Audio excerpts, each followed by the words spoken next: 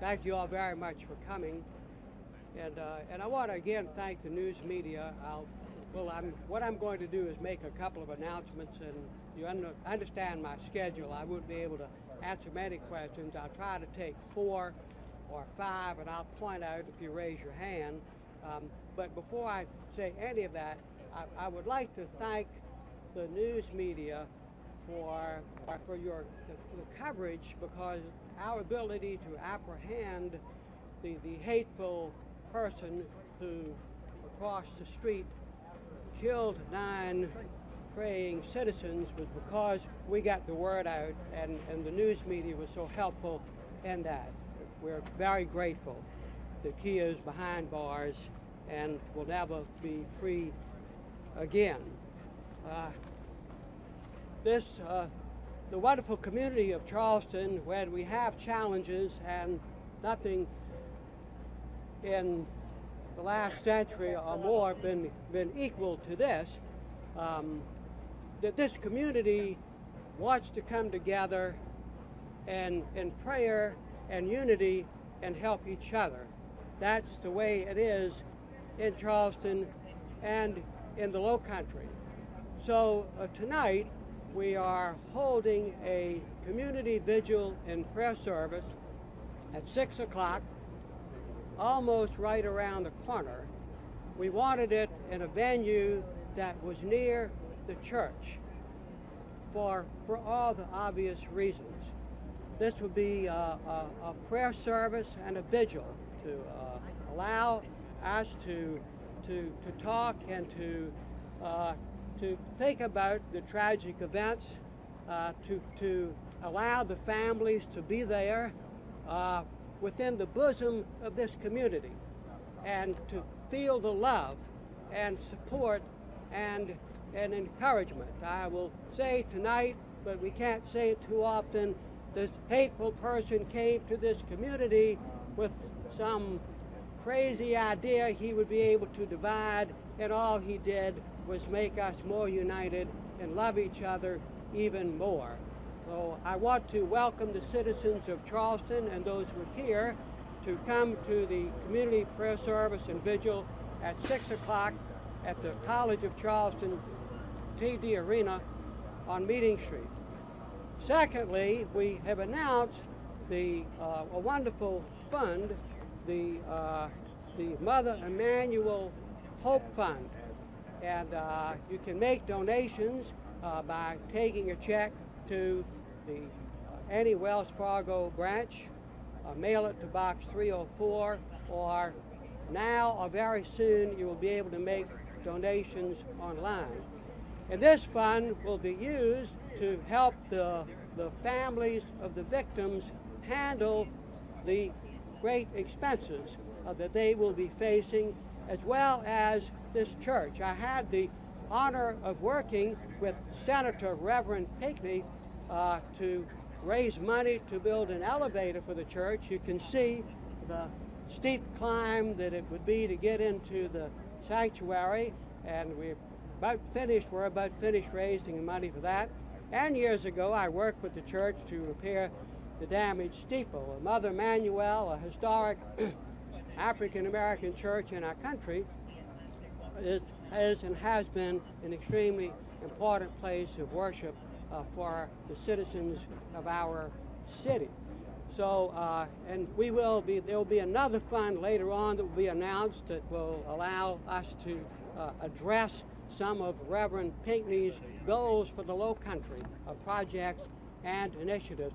But I want you to know that the outpouring has been extraordinary. Just driving up here, I'm less than a mile away from City Hall, I got a call telling me of a $25,000 donation that an organization is making. We've had calls and letters coming in.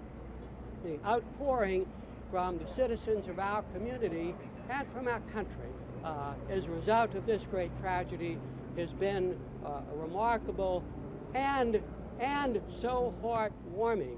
We are in a period of loving and healing for all those who have been so terribly injured in our hearts by this tragic event, and certainly for the 9 dear families that are suffering the horrible loss of losing a loved one in such a tragic manner.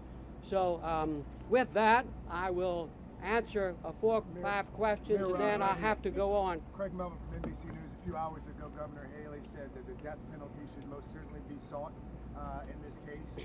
Do you agree with that assessment? Well,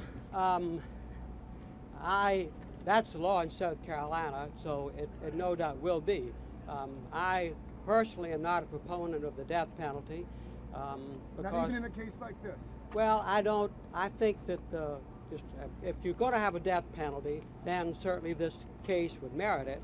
I'm of the belief that the death penalty is outmoded in terms of, I think it collectively over time adds to violence. I think people who commit serious crimes should lose their freedom forever, but that's law in South Carolina. No doubt it will be sought, and I have no control over Mayor it. Riley, Thomas Roberts from MSNBC. How grateful are you for Debbie Dills, the florist that gave the tip to track down Brooke? Well, it's a wonderful American story. You know, as mayor, my experiences are less what government does and more what citizens do to enrich their community, and that wonderful community action and the arrest of this heinous person was so important for the healing of this community. When we got that guy in custody, a audible gasp of relief was heard in our community and in people's hearts, and that's an amazing story. Yes. Mr. Mayor, how will you address what motivated this crime, the racism, and how will you know if those steps are successful? Well, the question was, how do you address basically what was in this awful person's heart? And and obviously that was completely irrational, what he did and the level of and the hate that he had. But I think that for our country, a continued dialogue about race, and you know, we are working very hard to build almost down the street here on Charleston Harbor the International African American Museum.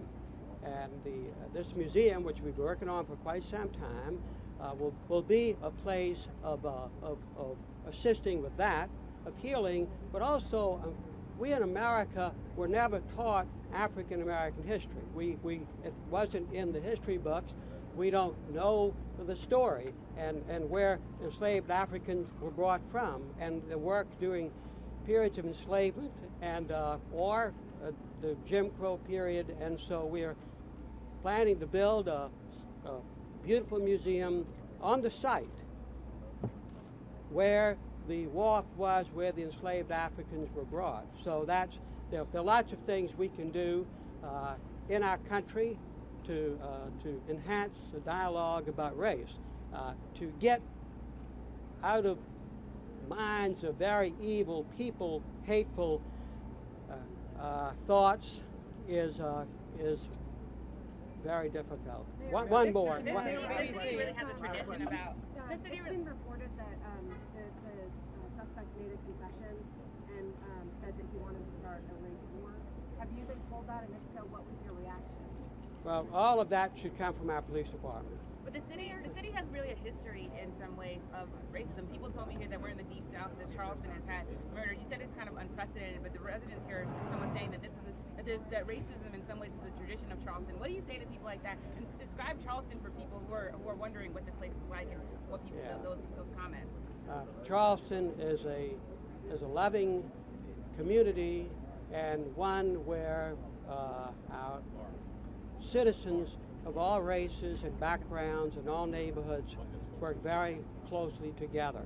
Our workforce, our city council, our governments are all representative of the racial mixture of our community, and what has happened in Charleston in the last 50 years in that regard is remarkable. And remember, this person Mr. Ruth did not live in Charleston. He didn't grow up here. He lived in a 100-mile away town and came here. So his actions are not in any way representative of this city or this community. They're representative of somebody that lived away, and mind and heart was twisted that caused him to exact this horrible deed. Thank you all very much. Mr. Mayor, there's been renewed apology, though, sir. Other people